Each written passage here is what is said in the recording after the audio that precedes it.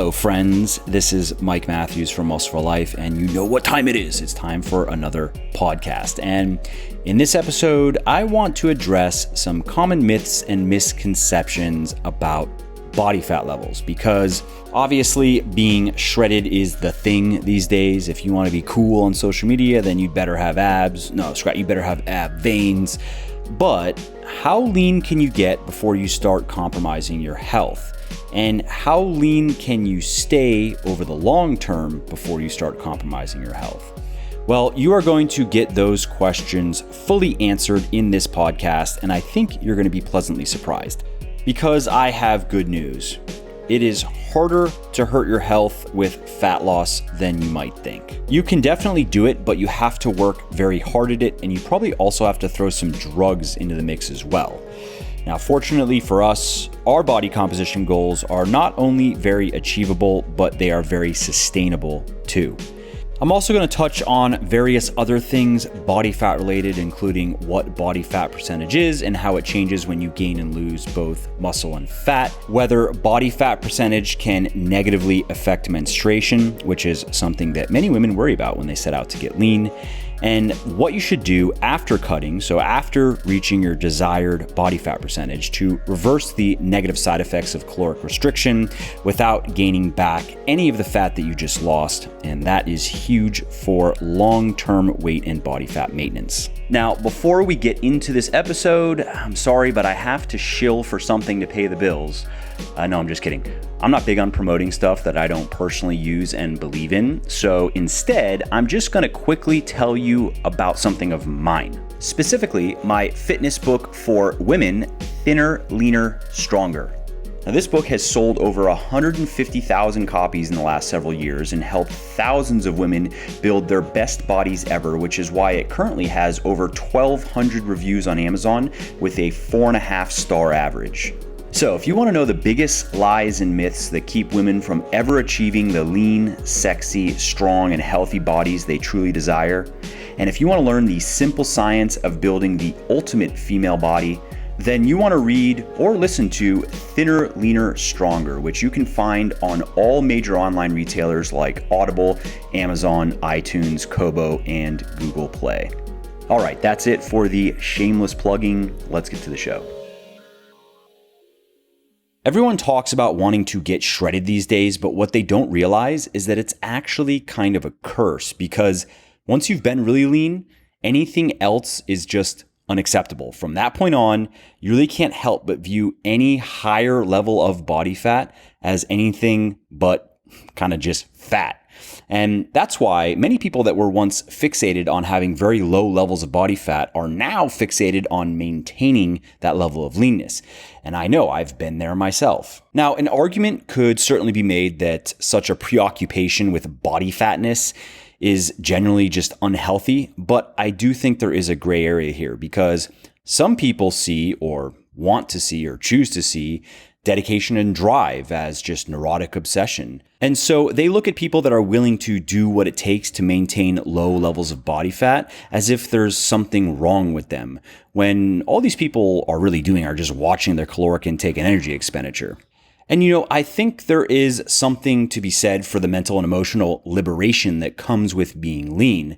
I found that, when you're truly content with your body, you no longer have to spend so much time thinking about it, because, let's face it, when we feel that we're too fat or skinny fat or whatever, it's kind of like a toothache. It just never really goes away. And yes, we can shirk it, we can suppress it, we can try to rationalize it and use various forms of mental gymnastics to not have to look at it, but it really never leaves our orbits. Its shadow always looms. Now imagine if you never had to scratch that itch again. Imagine if you never had to expend energy doubting, worrying about, or second guessing your choices about what and how to eat. Imagine if you never felt guilty for breaking your dietary promises that you make to yourself. And imagine the ultimate payoff here, which is really, it's the freedom to use all of that attention and energy that people spend on making food decisions and criticizing their physiques and trying to wrestle with how they are and how they want to be, and being able to use that on more positive and meaningful things. And there are really only two ways of achieving this fitness nirvana. And the first one is just overcome your desire to be lean and muscular and learn how to find satisfaction in your current state. And the other one is to just get lean and muscular. And personally, I think that number two is not only easier, but psychologically healthier as well.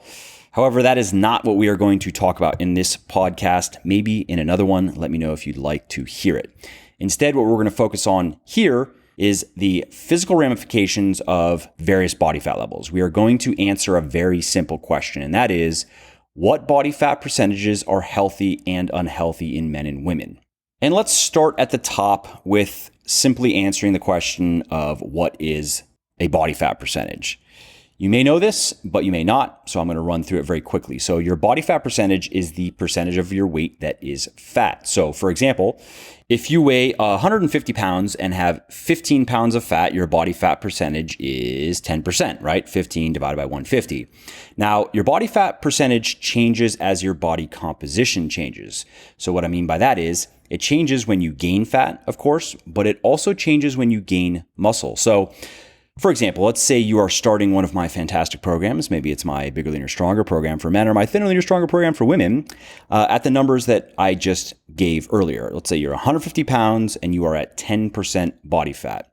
You eat right, you train hard, and you gain 15 pounds of muscle and 5 pounds of fat, putting you now at 170 pounds with 20 pounds of fat. Now, your total fat mass has increased quite a bit. It has increased by 33% from 15 to 20 pounds, but your body fat percentage has only gone up by 2% to about 12%. And that's simply because if you divide 20 by 170, you get 12%. Now, if you stopped lifting for a year, let's say, and you lost 10 pounds of the muscle that you gained, but you didn't lose any fat, your new body fat percentage would still be about 12% because we have 160 pounds, 20 pounds of fat, 20 divided by 160, 12%. That said, you would now look quite a bit flabbier than you did at 170 because you have lost muscle. So the point here is that your body fat percentage ebbs and flows as you gain and lose muscle and fat. Now, the next question that we should answer here is how to determine your body fat percentage, because there are quite a few ways of doing this, and they can vary quite a bit in terms of reliability and accuracy. For example, the body composition scales and handheld devices that you can find in various big box stores are notoriously inconsistent and inaccurate, which is a really bad combination. Most skin fold testing methods aren't much better, unfortunately, like using calipers. It could be a one-site measurement or a multiple-site measurement. And one of the reasons why they aren't very good is they're just prone to technical error and faulty equations. And even the vaunted DEXA scan can be off by just as much as any other method, which is something that many people don't know. They think that DEXA is the gold standard and that it is absolutely infallible, and that is not true. Fortunately, though, you can accurately estimate your body fat percentage if you know what you're doing. And I'm not going to dive into everything on this podcast here. I could actually record a separate podcast and really talk about it. But if you want to learn how to measure your body fat percentage accurately, head over to legionathletics.com and search for percentage, and you'll see an article that I wrote where I break it all down, including the research to back up my claims about the other methods not being very accurate. All right, moving along here, let's now talk a bit about the physiology of what happens as you lose body fat, because from there we can look at then what is healthy and what is not. So obviously the most noticeable thing that happens as you lose body fat is you look better.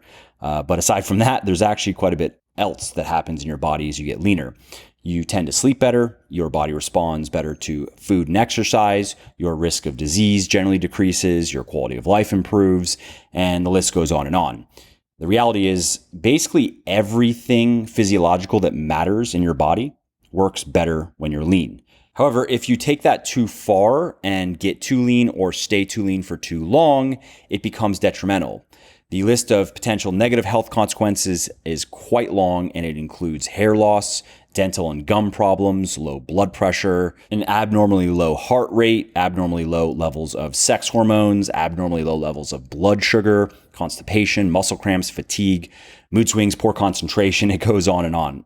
My point is it gets bad. And the reason for this is the reason why your body fat levels have such a profound effect on your health and well-being is your body fat is much more than just ugly, oily flesh. It actually plays many vital roles in the body, including protecting organs from damage, maintaining body temperature, producing hormones and other chemicals, and much, much more. And just for the sake of being specific, some of these vital hormones and chemicals include aromatase, which is an enzyme that's involved in sex hormone metabolism, TNF alpha and IL-6, which are proteins that are especially important to the immune system, leptin, which is a hormone that primarily relates to the regulation of body weight, angiotensin, which is a hormone involved in blood pressure control, and lipoprotein lipase, which is an enzyme that's involved in the storage and metabolism of fat to release energy. If your body fat levels get too low, then production of these chemicals and many others becomes compromised, which in turn compromises your health. So the bottom line is there's a point where looking great and being healthy diverge. And you see a lot of this on social media, as you are going to learn when we get into the specific numbers in terms of what is healthy and what is not. And once this happens, the only way to restore what you've lost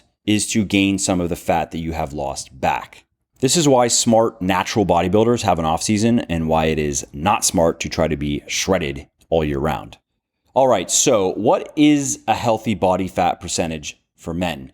Now, if you've been kicking around the fitness space for any period of time, you've probably heard a lot of opinions on this subject. Many people are ignorant, many people are jealous, and so the general trend is just to denounce low body fat levels as unhealthy and irresponsible. And these fears are simply overweighted. The reality is, research shows that the negative effects associated with low body fat levels in men usually come into play at very low levels. I'm talking about 5% body fat. And if you're not sure what that looks like, it's about as shredded as you could ever want to be. It's what you see in physique competitors on stage. That's usually 4 or 5% body fat. So it's not just having a six pack. I mean, it's where your skin is paper thin. You have vascularity all over your body. You can see muscle striations everywhere. I mean, you basically look like an anatomy chart. And fortunately, you don't even need to get that lean to have the type of physique that most of us guys want. What we want usually falls in the, let's say, 7 or 8 to 10 or 11% range, which can not only be obtained naturally, but also can be maintained healthily. Now, I should know because I have kept my body fat percentage around 9%. It goes up or down a little bit here and there for a couple years now, and I have experienced absolutely no negative side effects and have had more or less perfect health, which I recently got verified because I had to get life insurance. And they, of course, not only do blood work, but they want to look at every aspect of your health and find something to charge you more money for, and they couldn't find anything. So my point is, if you're a guy and your goal is to look lean, athletic, muscular, you have nothing to worry about. Diet and training is all you need. A few supplements can help, and you can get there and stay there for the rest of your life, really. All right, so that's men. Let's now talk women, because many people think that low body fat levels are unhealthy in men, but extremely unhealthy in women. And again, you can chalk most of that up to just ignorance and jealousy. It's kind of an and/or thing, right? Because again, research shows that negative effects associated with low body fat levels in women become pronounced around 12% body fat. Of course, quite a bit higher than men because women naturally carry quite a bit more fat than men and look very lean at higher body fat percentages than men. Now, if you're not sure what 12% body fat looks like on a woman, 18 to 20% is what you generally see on the cover of fitness magazines. If a woman is 18 to 20% body fat and has a decent amount of muscle, she's going to look lean, she's going to look athletic, she's going to have a lot of muscle definition. In my experience, that's where most women want to be. Now, if you go down to the 10 to 12% range, you are very, very lean. You are going to have vascularity all over your body. Depending on your genetics, it might be more, it might be less. Your skin is going to be very thin. You're going to have very little fat around your torso. You're not only going to have a six pack, but you're probably going to have ab veins. I mean, I'll say this, I've worked with thousands of women over the years, and I've yet to meet one that wants to be at 12% body fat, that wants to look like that. Again, most women find they are very happy with how they look and how they feel in the 18 to 20% body fat range. Some want to get a little bit leaner, want to tighten up just a bit, and maybe want to get down to 15 or 16%. But I've just never worked with anyone that wasn't a competitor that wanted to get lower than that. And the good news for all of you women out there is it doesn't require drugs or starvation dieting or anything other than sensible dieting and exercise to get to the 17 to 20% body fat range. Now, a discussion of female body fat levels and health isn't complete without addressing concerns related to hormone levels and menstruation. So let's take a minute to talk about that. Many women believe that getting even moderately lean will cause major hormonal disruptions that can lead to amenorrhea, which is losing your period. And it's really not that simple. I mean, it's true that having low body fat levels is associated with lower levels of the hormone leptin, which in turn can influence menstruation. And this is particularly a problem if you get too lean. But what has puzzled scientists is the fact that for every lean female athlete that is afflicted with amenorrhea, you can find one that's just as lean with normal, regular periods. Furthermore, female athletes often lose their periods at very different body levels. So it's clear that there's more to this story than just body fat percentage. And the cogs of science just kept turning, and eventually research gave us an answer. And it's that it looks like it's more a matter of energy balance than body fat percentage. And in case you're not familiar with that, energy balance refers to the relationship between the amount of energy that you eat, calories, and the amount of energy that you burn. Think of it like your body's energy checking account. So if you're eating more energy than you're burning, you're in a state of positive energy balance. That's a caloric surplus. And if you keep your body in this caloric surplus, you will gain weight. However, if you're eating less energy than you burn, you are in a state of negative energy balance or a caloric deficit. And if you keep your body in a caloric deficit for a long enough period of time, you will lose weight. You see, many things happen in the body when you under and overfeed it, and some of them relate to menstruation, which is why studies show that energy balance influences menstruation more than body fat levels. And specifically, when a woman eats less energy than she burns, she can lose her period. And the larger the caloric deficit is, so the greater the differences between energy intake and expenditure, the more frequent the menstrual disturbances can be. This is why amenorrhea is most common among female athletes that are participating in sports or physical activities that emphasize low body weight and leanness, such as ballet, gymnastics, endurance running, and swimming. In most cases, what we are seeing is training too hard and eating too little, which is why many women that are working their little butts off to lose weight lose their periods as well. So if you lose your period when you are dieting to lose fat, it doesn't necessarily mean that anything is wrong, and it doesn't mean that you are already too lean. It might mean that you are being too aggressive with your caloric deficit and need to close that gap a bit, but that's about it. Now, I should also note that high levels of stress can contribute to the reproductive problems as well. And this is one of the many reasons that you should make proper relaxation a priority in your life. And especially when you're dieting, bring those cortisol levels down. And lastly, I have seen some women struggle with irregular periods after reaching their desired level of leanness, which again is something reasonable, 18, 19, 20% body fat. And one for one, the culprit here was failing to increase their caloric intake.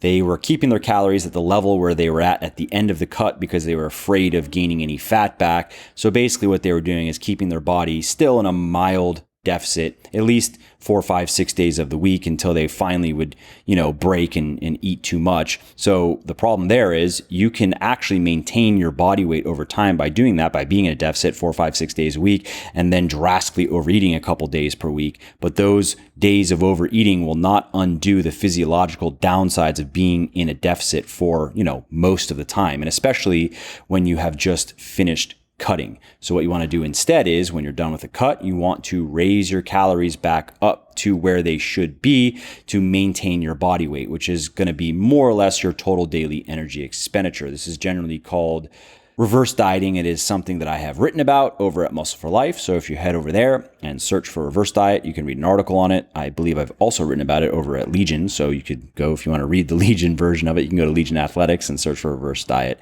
But it's something I highly recommend. Don't just finish a cut and leave your calories where they're at. You're not going to get fatter by raising your calories. You just want to do it right. So to wrap up, my advice to you is stop listening to fat people who say it's unhealthy to be lean. They are wrong. It is unhealthy to be fat.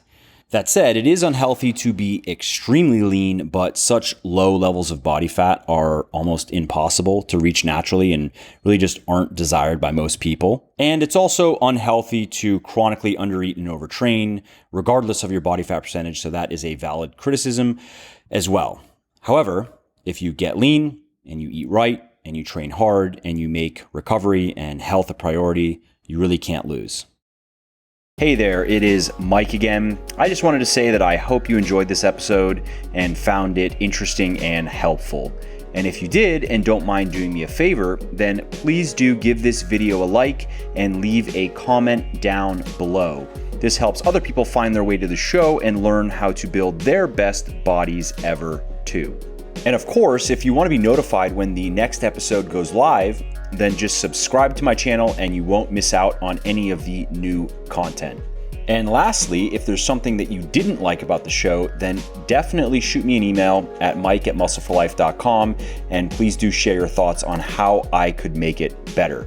I read everything myself and I'm always looking for constructive feedback. So thanks again for listening, and I hope to hear from you soon.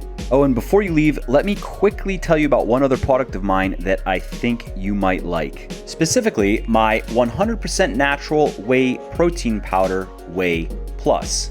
Now, this is a naturally sweetened and flavored whey isolate protein powder made from exceptionally high quality milk from small dairy farms in Ireland.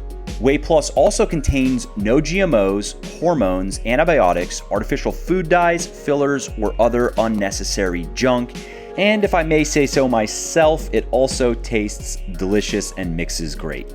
And all that is why Whey Plus has over 1,400 reviews on Amazon with a 4.5-star average, and another 600 on my website with a 5-star average. So if you want a clean, all-natural, and great-tasting whey protein supplement that's low in calories, carbs, and fat, then you want to head over to www.legionathletics.com and pick up a bottle of Whey Plus today. And just to show how much I appreciate my podcast peeps, use the coupon code PODCAST at checkout, and you will save 10% on your entire order.